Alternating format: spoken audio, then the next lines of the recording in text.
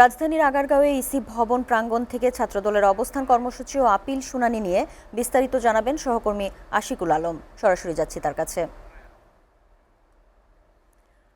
আশিকুল, ছাত্রদলের নেতাকর্মীরা এখন অবস্থান করছে, সেখানে কি পরিস্থিতি আছে সেখানে, এবং এর সাথে এটাও জানাবেন যে আপিল শুনানি নিয়ে বিস্তারিত কি আছে খবর আপনার কাছে?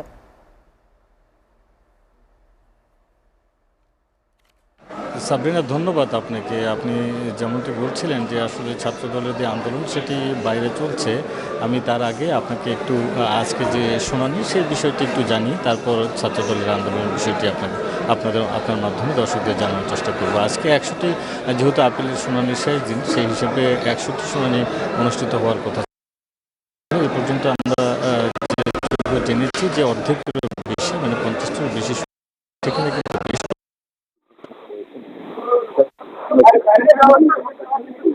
যেমনটা জেনেছি যে টাঙ্গাইলের যে আসন থেকে লতিফ সিদ্দিকী, তার মনোনয়নপত্রটি বৈধ ঘোষণা করা হয়েছে। এছাড়াও কিন্তু অনেকেই মনোনয়নপত্র অবৈধ যাদের হয়েছে তারা কিন্তু বলছেন যে অনেকেই অনশনের হুমকি দিচ্ছেন। তারা বলছেন যে তারা সব কিছু তাদের ডকুমেন্টস ঠিক থাকার পরও, এবং নির্বাচন কমিশন যে ধরনের বিধিনিষেধ তাদের উপর আরোপ করেছে সেই বিধিনিষেধ সব কিছু মানার পরও তাদের মনোনয়ন বৈধ ঘোষণা করা হয়নি, এমন অভিযোগে তারা অনেকেই তারা বিভিন্নভাবে তাদের আপত্তির কথা তারা জানাচ্ছেন।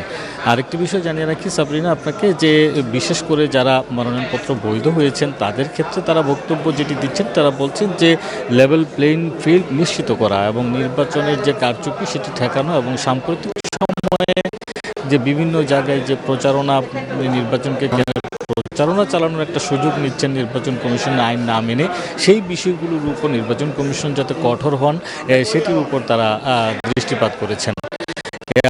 আরেকটি বিষয় জানিয়ে রাখি সাবরিনা আপনাকে, যে কাল থেকেই আমরা দেখছিলাম যে একটি অবস্থান কর্মসূচি পালন করছে নির্বাচনের ঠিক রাস্তার উপরে তারা অবস্থান নিয়েছেন, এবং সেখানে তারা যেই দাবিটি জানাচ্ছেন, তারা বলছেন যে ব্যালট পেপার নিয়ে এক ধরনের যে শঙ্কা, এবং নির্বাচন কমিশন যে একটি বিশেষ রাজনৈতিক গোষ্ঠীকে অনৈতিকভাবে প্রভাব বিস্তারের সুযোগ দিচ্ছে, সেই বিষয়টির উপর তারা আপত্তি জানিয়েছেন। এবং তারা বলছেন যে জবরদস্তিমূলকভাবে নির্বাচনের সিদ্ধান্ত যে পরিবর্তন করা হয়েছে শাহজালাল বিশ্ববিদ্যালয়ে, সেই বিষয়টির উপর তারা আপত্তি এনেছেন, এবং বলছেন যে যদি এ ধরনের ঘটনা চলতে থাকে তাহলে কিন্তু নির্বাচন প্রশ্নবিদ্ধ হবে, এবং সেই কারণেই তারা নির্বাচন কমিশন ভবনের সামনে অবস্থান করছেন, এবং এখনও পর্যন্ত তারা নানা স্লোগানে তাদের দাবি দেওয়া জানিয়ে যাচ্ছেন।